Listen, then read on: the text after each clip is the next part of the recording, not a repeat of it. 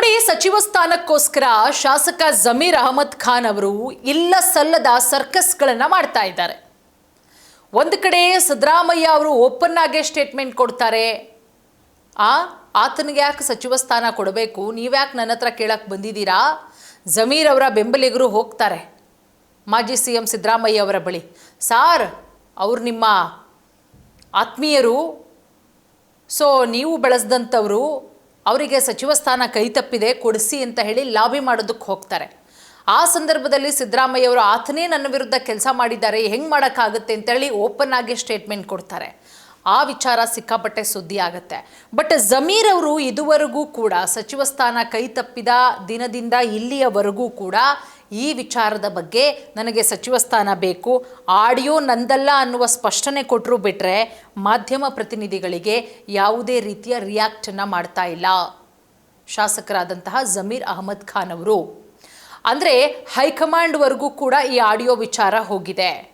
ಅಂದರೆ ಹೈಕಮಾಂಡು ನಿರ್ದಾಕ್ಷಿಣ್ಯ ಕ್ರಮ ತೆಗೆದುಕೊಳ್ಬೇಕು ಅನ್ನುವ ಆಗ್ರಹ ಸ್ವಪಕ್ಷದವರೇ ಮಾಡ್ತಾ ಇದ್ದಾರೆ. ಆದರೂ ಕೂಡ ಜಮೀರ್ ಅವರು ಸಿಕ್ಕಾಪಟ್ಟೆ ಲಾಬಿ ನಡೆಸ್ತಾ ಇದ್ದಾರೆ. ಶತಾಯ ಗತಾಯ 2ನೇ ಲಿಸ್ಟಲ್ಲಿ ನಾನು ಮಂತ್ರಿ ಆಗಲೇಬೇಕು ಅಂತ ಹೇಳಿ ಸಾಕಷ್ಟು ಲಾಬಿ ಮಾಡ್ತಾ ಇರೋದು. ನೋಡಿ, ಮೊದಲು ಮಲ್ಲಿಕಾರ್ಜುನ ಖರ್ಗೆ ಅವರನ್ನು ಭೇಟಿ ಮಾಡ್ತಾರೆ. ಅವರನ್ನು ಭೇಟಿ ಮಾಡಿ ಅವರಿಗೆ ಬೊಕ್ಕೆ ಕೊಟ್ಟು ಅವರಿಗೆ ವಿಶ್ ಮಾಡಿ ಅವರ ಮುಖಾಂತರ ಲಾಬಿ ಮಾಡಿಸೋದಕ್ಕೆ ಶುರು ಮಾಡ್ತಾರೆ. ಹೈಕಮಾಂಡ್ ಮೇಲೆ ಒತ್ತಡವನ್ನು ಹಾಕಿ AICC ಅಧ್ಯಕ್ಷರಾದಂತಹ ಮಲ್ಲಿಕಾರ್ಜುನ ಖರ್ಗೆ ಅವರ ಮುಖಾಂತರ. ಅದಾದ ಮೇಲೆ ಎಲ್ಲ ಬೆಳವಣಿಗೆಗಳಾದ ನಂತರ ಏನು ಮಾಡ್ತಾರೆ, ಮಾಜಿ CM ಸಿದ್ದರಾಮಯ್ಯ ಅವರನ್ನು ಭೇಟಿ ಮಾಡ್ತಾರೆ. ಜಮೀರ್ ಅವರು ಮಂತ್ರಿಗಿರಿಗಾಗಿ ಮಾಜಿ CM ಸಿದ್ದರಾಮಯ್ಯ ಅವರನ್ನು ಭೇಟಿ ಮಾಡಿ ಅಲ್ಲಿ ಲಾಬಿ ನಡೆಸ್ತಾರೆ. ಅದಾದಮೇಲೆ ಎಲ್ಲಿಗೆ ಬರ್ತಾರೆ, CM DK ಶಿವಕುಮಾರ್ ಅವರ ಬಳಿ ಬಂದು ಅಲ್ಲಿ ಕೂಡ ಲಾಬಿ ಮಾಡೋದಕ್ಕೆ ಶುರು ಮಾಡ್ತಾರೆ. ಎಲ್ಲ ಕಡೆನೂ ಕೂಡ ಎಲ್ಲೆಲ್ಲಿ ಬಾಗಿಲುಗಳು ಕ್ಲೋಸ್ ಆಗಿದೆಯೋ ಅಲ್ಲೆಲ್ಲವೂ ಕೂಡ ಆ ಬಾಗಿಲುಗಳು ಕ್ಲೋಸ್ ಆಗಿರುವಂತಹ ಬಾಗಿಲುಗಳನ್ನು ಓಪನ್ ಮಾಡಿಸುವಂತಹ ಪ್ರಯತ್ನವನ್ನು ಮಾಡ್ತಾ ಇದ್ದಾರೆ ಜಮೀರ್ ಅಹಮದ್ ಖಾನ್ ಅವರು.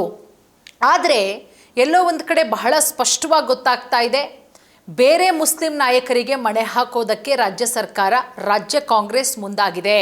ಜಮೀರ್ ಅವರನ್ನು ಕೈ ಬಿಡಲಾಗುತ್ತೆ, ಅಂದರೆ ಶಾಸಕರಾಗೇ ಇತ್ಕೊಳ್ಳಿ, ಕೆಲಸ ಮಾಡಲಿ, ಬಟ್ ಸೆಕೆಂಡ್ ಟರ್ಮಲ್ಲಂತೂ ಅವರು ಬೇಡ. ಯಾಕಂದರೆ ಬೇರೆಯವರು ಬೇಕಾದಷ್ಟು ಜನ ಬಹಳ ವೇಟಿಂಗ್ ಲಿಸ್ಟಲ್ಲಿದ್ದಾರೆ. ಹಾಗಾಗಿ ತುಂಬ ಜನರ ಹೆಸರುಗಳು ಕೂಡ ಕೇಳಿಬರ್ತಾ ಇದೆ. ಮುಸ್ಲಿಂ ನಾಯಕರು ಹ್ಯಾರಿಸ್ ಅವರಿರ್ಬೋದು, ರಿಜ್ವಾನ್ ಹರ್ಷದ್ ಇರ್ಬೋದು, ಇನ್ನೂ ಸಾಕಷ್ಟು ಜನ MLC ಆಗಿದ್ದಾರೆ ಒಬ್ಬರು, ಅವರ ಹೆಸರು ಇರಬಹುದು. ಖನಿಜ ಫಾತಿಮಾ ಅವರು ಕೂಡ ವೇಟಿಂಗ್ ಲಿಸ್ಟಲ್ಲಿದ್ದಾರೆ. ಸೊ ಬೇರೆ ಬೇರೆ ತನ್ವೀರ್ ಸೇಠ್ ಇರ್ಬೋದು, ಬೇರೆ ಬೇರೆ ಮುಸ್ಲಿಂ ಮುಖಂಡರುಗಳಿದ್ದಾರೆ, ಮುಸ್ಲಿಂ ನಾಯಕರುಗಳಿದ್ದಾರೆ, ಶಾಸಕರುಗಳಿದ್ದಾರೆ, MLCಗಳಿದ್ದಾರೆ. ಸೊ ಅವರಿಗೆ ಮಣೆ ಹಾಕೋಣ.